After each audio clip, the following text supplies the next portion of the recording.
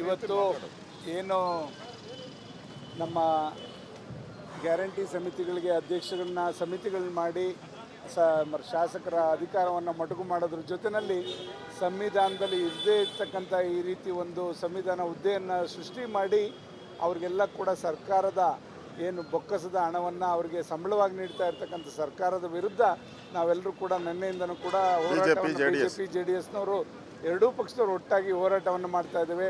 ಆದರೂ ಕೂಡ ಈ ಸರ್ಕಾರ ಇಲ್ಲ ನಮ್ಮನ್ನು ಅವ್ರು ಗೆಲ್ಲಿಸಿದರೆ ಅವರಿಗೆ ನಾವೊಂದು ಅಧಿಕಾರ ಕೊಡಬೇಕು ಅಂತಕ್ಕಂಥದ್ದು. ಅದು ಕೊಡೋದಾದರೆ ಅವರು ಕಾಂಗ್ರೆಸ್ ದುಡ್ಡಲ್ಲಿ ಕೊಡಲಿ, ಇದು ನಮ್ಮ ಬಡವರ ಹಣ, ಒಂದೊಂದು ಪೈಸನೂ ಕೂಡ ತೆರಿಗೆಯಾಗಿ ಬಂದಂಥ ಹಣದಲ್ಲಿ ಇವ್ರು ಕೊಡಲಿಕ್ಕೆ ಏನು ನೈತಿಕತೆ ಇದೆ ಇವ್ರಿಗೆ ಅಂತಕ್ಕಂಥದ್ದನ್ನ ಕೇಳಲಿಕ್ಕೆ ಬಯಸ್ತೇವೆ. ಈಗ ಎಲ್ಲ ಸಮಿತಿಗಳು ತಾಲೂಕು ಮಟ್ಟದಲ್ಲಿ ಎಲ್ಲ ಸಮಿತಿಗಳು ಬಗರಕುಂ ಇರ್ಬೋದು, ಆಶ್ರಯ ಇರ್ಬೋದು, ಎಲ್ಲ ಆರಾಧನಾ ಇರ್ಬೋದು, ಶಾಲಾಭಿವೃದ್ಧಿ ಸಮಿತಿಗಳಿರ್ಬೋದು, ಕಾಲೇಜ್ ಸಮಿತಿ ಇರ್ಬೋದು, ಆಸ್ಪತ್ರೆ ಸಮಿತಿ, ಇವೆಲ್ಲವಕ್ಕೂ ಕೂಡ ಶಾಸಕರ ಅಧಿಕಾರ ಇದ್ದಾರೆ. ನಾವ್ಯಾರು ಕೂಡ ಇವ್ರನ್ನ ಸಂಬಳ ಕೊಡಿ ಅಂತ ಕೇಳ್ತಾ ಇಲ್ಲ. ಅಲ್ಲಿ ನಾವು ಮಾಡ್ಕೊಂಡು ಹೋಗ್ತೀವಿ, ನಮ್ಮ ಸರ್ಕಾರ ನಮ್ಮ ಕ್ಷೇತ್ರದ ಕೆಲಸ ಅಂತಕ್ಕಂಥದ್ದು. ಅಲ್ಲಿ DBT ಮುಖಾಂತರ ಈ ಹಣವನ್ನು ಹಾಕಬೇಕಾದ್ರೆ ಸಮಿತಿ ಅವಶ್ಯಕತೆ ಇದೆಯಾ? ಮೊದಲನೇದಾಗಿ ಯಾಕೆ ಸಮಿತಿ ಮಾಡಿದ್ರು? ಇದೆಲ್ಲ ಸುಮ್ಮನೆ ಪ್ರಚಾರಕ್ಕೋಸ್ಕರ. ಇದನ್ನು ಜೀವಂತವಾಗಿ ಇಡಬೇಕು ಜನಗಳ ಹತ್ರ ಅಂತಕ್ಕಂಥದ್ದು. ಅವ್ರಿಗೆ 4 ತಿಂಗಳು 6 ತಿಂಗಳಾದರೂ ಭಾಗ್ಯಲಕ್ಷ್ಮಿ ದುಡ್ಡು ಹಾಕೋಕ್ಕೆ ಇವ್ರಿಗೆ ಯೋಗ್ಯತೆ ಇಲ್ಲ. ಯಾವುದಾದ್ರು ಒಂದು ಬೈ ಎಲೆಕ್ಷನ್ನೋ ಇನ್ನೊಂದು ಚುನಾವಣೆನೋ ಕಾಯ್ತಾ ಇರ್ತಾರೆ. ನೆಕ್ಸ್ಟ್ ಜಿಲ್ಲಾ ಪಂಚಾಯತಿ ತಾಲೂಕ್ ಪಂಚಾಯತಿ ಬರುತ್ತೆ, ಅವಾಗ ಹಾಕಿದ್ರೆ ಓಟ್ ಗಿಟ್ಟಿಸ್ಕೊಳ್ಳೋಕ್ಕೆ ಈ ಯೋಜನೆಗಳನ್ನ ಮಾಡಿಟ್ಕೊಂಡು ಇದಕ್ಕೆ ಒಂದು ಸಮಿತಿ ಬೇರೆ ಮೇಲುಸ್ತುವಾರಿ. ಇದೆಷ್ಟು ನೈತಿಕತೆ ಇದೆ ಇವ್ರಿಗೆ?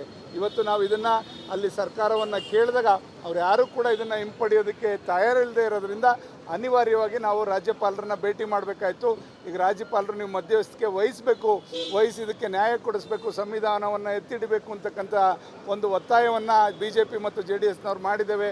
ಇದಕ್ಕೂ ಕೂಡ ಈ ಸರ್ಕಾರ ಬಗ್ಗದೇ ಇದ್ದರೆ ನಾವು ಎರಡೂ ಪಕ್ಷದವರು ಸೇರಿ ರಾಷ್ಟ್ರಪತಿಗಳನ್ನ ಭೇಟಿ ಮಾಡೋದಕ್ಕೂ ಕೂಡ ತಯಾರಾಗೋದಕ್ಕೆ ಸಂಶಯ ಇಲ್ಲ ಅಂತಕ್ಕಂಥದ್ದನ್ನ ಹೇಳಲಿಕ್ಕೆ ಬಯಸ್ತೇನೆ.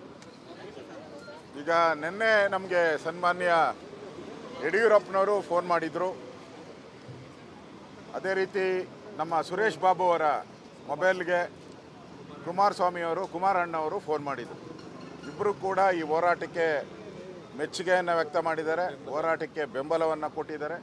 ಇದು ಒಳ್ಳೆ ವಿಚಾರ ಇದೆ. ಪ್ರಜಾಪ್ರಭುತ್ವದ ರಕ್ಷಣೆ ಮಾಡುವಂಥದ್ದು. ಸರ್ಕಾರ ದುಡ್ಡು ಕಾಂಗ್ರೆಸ್ ಪಾರ್ಟಿ ಆಫೀಸ್ಗೆ ಹೋಗ್ತಾ ಇದೆ, ಅದನ್ನು ಲೂಟಿ ಮಾಡ್ತಾ ಇದ್ದಾರೆ, ಇದನ್ನು ಹೋರಾಟ ಮಾಡಿ ಅಂತೇಳಿ ನಮ್ಮ ಇಬ್ಬರು ನಾಯಕರು ಹೇಳಿದ್ದಾರೆ. ಇವತ್ತು ಏನು ನಮ್ಮ ಗ್ಯಾರಂಟಿ ಸಮಿತಿಗಳಿಗೆ ಅಧ್ಯಕ್ಷಗಳನ್ನ ಸಮಿತಿಗಳನ್ನ ಮಾಡಿ ಶಾಸಕರ ಅಧಿಕಾರವನ್ನು ಮೊಟಕು ಮಾಡೋದ್ರ ಜೊತೆಯಲ್ಲಿ ಸಂವಿಧಾನದಲ್ಲಿ ಇರದೇ ಇರ್ತಕ್ಕಂಥ ಈ ರೀತಿ ಒಂದು ಸಂವಿಧಾನ ಹುದ್ದೆಯನ್ನು ಸೃಷ್ಟಿ ಮಾಡಿ ಅವ್ರಿಗೆಲ್ಲ ಕೂಡ ಸರ್ಕಾರದ ಏನು ಬೊಕ್ಕಸದ ಹಣವನ್ನು ಅವರಿಗೆ ಸಂಬಳವಾಗಿ ನೀಡ್ತಾ ಇರ್ತಕ್ಕಂಥ ಸರ್ಕಾರದ ವಿರುದ್ಧ ನಾವೆಲ್ಲರೂ ಕೂಡ ನಿನ್ನೆಯಿಂದನೂ ಕೂಡ ಬಿಜೆಪಿ JDSನವರು ಎರಡೂ ಪಕ್ಷದವರು ಒಟ್ಟಾಗಿ ಹೋರಾಟವನ್ನು ಮಾಡ್ತಾ ಇದ್ದೇವೆ.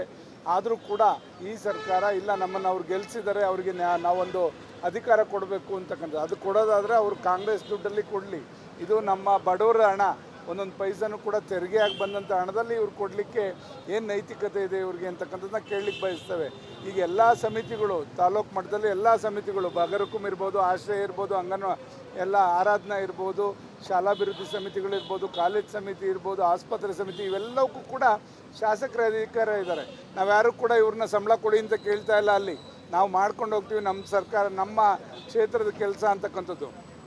ಅಲ್ಲಿ DBT ಮುಖಾಂತರ ಈ ಹಣವನ್ನು ಹಾಕಬೇಕಾದ್ರೆ ಸಮಿತಿ ಅವಶ್ಯಕತೆ ಇದೆಯಾ? ಮೊದಲನೇದಾಗಿ ಯಾಕೆ ಸಮಿತಿ ಮಾಡಿದ್ರು? ಇದೆಲ್ಲ ಸುಮ್ಮನೆ ಪ್ರಚಾರಕ್ಕೋಸ್ಕರ. ಇದನ್ನು ಜೀವಂತವಾಗಿ ಇಡಬೇಕು ಜನಗಳ ಹತ್ರ ಅಂತಕ್ಕಂಥದ್ದು. ಅವ್ರಿಗೆ 4 ತಿಂಗಳು 6 ತಿಂಗಳಾದರೂ ಭಾಗ್ಯಲಕ್ಷ್ಮಿ ದುಡ್ಡು ಹಾಕೋಕ್ಕೆ ಇವ್ರಿಗೆ ಯೋಗ್ಯತೆ ಇಲ್ಲ. ಯಾವುದಾದ್ರು ಒಂದು ಬೈ ಎಲೆಕ್ಷನ್ನೋ ಇನ್ನೊಂದು ಚುನಾವಣೆನೋ ಕಾಯ್ತಾ ಇರ್ತಾರೆ. ನೆಕ್ಸ್ಟ್ ಜಿಲ್ಲಾ ಪಂಚಾಯತಿ ತಾಲೂಕ್ ಪಂಚಾಯತಿ ಬರುತ್ತೆ, ಅವಾಗ ಹಾಕಿದ್ರೆ ಓಟ್ ಗಿಟ್ಟಿಸ್ಕೊಳ್ಳೋಕ್ಕೆ ಈ ಯೋಜನೆಗಳನ್ನ ಮಾಡಿಟ್ಕೊಂಡು ಇದಕ್ಕೆ ಒಂದು ಸಮಿತಿ ಬೇರೆ ಮೇಲುಸ್ತುವಾರಿ. ಇದೆಷ್ಟು ನೈತಿಕತೆ ಇದೆ ಇವ್ರಿಗೆ? ಇವತ್ತು ನಾವು ಇದನ್ನು ಅಲ್ಲಿ ಸರ್ಕಾರವನ್ನು ಕೇಳಿದಾಗ ಅವ್ರು ಯಾರೂ ಕೂಡ ಇದನ್ನು ಹಿಂಪಡೆಯೋದಕ್ಕೆ ತಯಾರಿಲ್ಲದೆ ಇರೋದ್ರಿಂದ ಅನಿವಾರ್ಯವಾಗಿ ನಾವು ರಾಜ್ಯಪಾಲರನ್ನ ಭೇಟಿ ಮಾಡಬೇಕಾಯಿತು. ಈಗ ರಾಜ್ಯಪಾಲರು ನೀವು ಮಧ್ಯವಸ್ಥಿಕೆ ವಹಿಸಿ ಇದಕ್ಕೆ ನ್ಯಾಯ ಕೊಡಿಸ್ಬೇಕು, ಸಂವಿಧಾನವನ್ನು ಎತ್ತಿಡಬೇಕು ಅಂತಕ್ಕಂಥ ಒಂದು ಒತ್ತಾಯವನ್ನು BJP ಮತ್ತು JDSನವ್ರು ಮಾಡಿದ್ದೇವೆ. ಇದಕ್ಕೂ ಕೂಡ ಈ ಸರ್ಕಾರ ಬಗ್ಗದೇ ಇದ್ದರೆ ನಾವು ಎರಡೂ ಪಕ್ಷದವರು ಸೇರಿ ರಾಷ್ಟ್ರಪತಿಗಳನ್ನ ಭೇಟಿ ಮಾಡೋದಕ್ಕೂ ಕೂಡ ತಯಾರಾಗೋದಕ್ಕೆ ಸಂಶಯ ಇಲ್ಲ ಅಂತಕ್ಕಂಥದ್ದನ್ನ ಹೇಳಲಿಕ್ಕೆ ಬಯಸ್ತೇನೆ. ಈಗ ನಿನ್ನೆ ನಮಗೆ ಸನ್ಮಾನ್ಯ ಯಡಿಯೂರಪ್ಪನವರು ಫೋನ್ ಮಾಡಿದರು.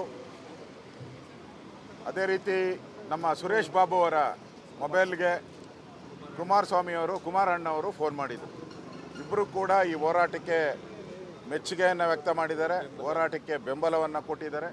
ಇದು ಒಳ್ಳೆ ವಿಚಾರ ಇದೆ. ಪ್ರಜಾಪ್ರಭುತ್ವದ ರಕ್ಷಣೆ ಮಾಡುವಂಥದ್ದು. ಸರ್ಕಾರ ದುಡ್ಡು ಕಾಂಗ್ರೆಸ್ ಪಾರ್ಟಿ ಆಫೀಸ್ಗೆ ಹೋಗ್ತಾ ಇದೆ, ಅದನ್ನು ಲೂಟಿ ಮಾಡ್ತಾ ಇದ್ದಾರೆ. ಇದನ್ನು ಹೋರಾಟ ಮಾಡಿ ಅಂತೇಳಿ ನಮ್ಮ ಇಬ್ಬರು ನಾಯಕರು ಹೇಳಿದ್ದಾರೆ.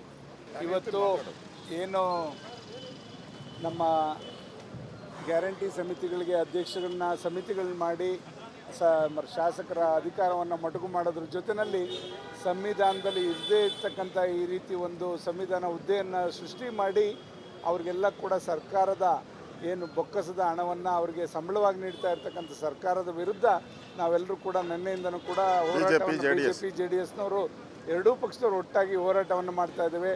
ಆದರೂ ಕೂಡ ಈ ಸರ್ಕಾರ ಇಲ್ಲ, ನಮ್ಮನ್ನು ಅವ್ರು ಗೆಲ್ಲಿಸಿದ್ದಾರೆ, ಅವರಿಗೆ ನಾವೊಂದು ಅಧಿಕಾರ ಕೊಡಬೇಕು ಅಂತಕ್ಕಂಥದ್ದು. ಅದು ಕೊಡೋದಾದರೆ ಅವರು ಕಾಂಗ್ರೆಸ್ ದುಡ್ಡಲ್ಲಿ ಕೊಡಲಿ. ಇದು ನಮ್ಮ ಬಡವರ ಹಣ, ಒಂದೊಂದು ಪೈಸನೂ ಕೂಡ ತೆರಿಗೆಯಾಗಿ ಬಂದಂಥ ಹಣದಲ್ಲಿ ಇವ್ರು ಕೊಡಲಿಕ್ಕೆ ಏನು ನೈತಿಕತೆ ಇದೆ ಇವ್ರಿಗೆ ಅಂತಕ್ಕಂಥದ್ದನ್ನ ಕೇಳಲಿಕ್ಕೆ ಬಯಸ್ತೇವೆ. ಈಗ ಎಲ್ಲ ಸಮಿತಿಗಳು, ತಾಲೂಕು ಮಟ್ಟದಲ್ಲಿ ಎಲ್ಲ ಸಮಿತಿಗಳು, ಬಗರಕುಂ ಇರ್ಬೋದು, ಆಶ್ರಯ ಇರ್ಬೋದು, ಎಲ್ಲ ಆರಾಧನಾ ಇರ್ಬೋದು, ಶಾಲಾಭಿವೃದ್ಧಿ ಸಮಿತಿಗಳಿರ್ಬೋದು, ಕಾಲೇಜ್ ಸಮಿತಿ ಇರ್ಬೋದು, ಆಸ್ಪತ್ರೆ ಸಮಿತಿ, ಇವೆಲ್ಲವಕ್ಕೂ ಕೂಡ ಶಾಸಕರ ಅಧಿಕಾರ ಇದ್ದಾರೆ. ನಾವ್ಯಾರು ಕೂಡ ಇವ್ರನ್ನ ಸಂಬಳ ಕೊಡಿ ಅಂತ ಕೇಳ್ತಾ ಇಲ್ಲ. ಅಲ್ಲಿ ನಾವು ಮಾಡ್ಕೊಂಡು ಹೋಗ್ತೀವಿ, ನಮ್ಮ ಸರ್ಕಾರ, ನಮ್ಮ ಕ್ಷೇತ್ರದ ಕೆಲಸ ಅಂತಕ್ಕಂಥದ್ದು.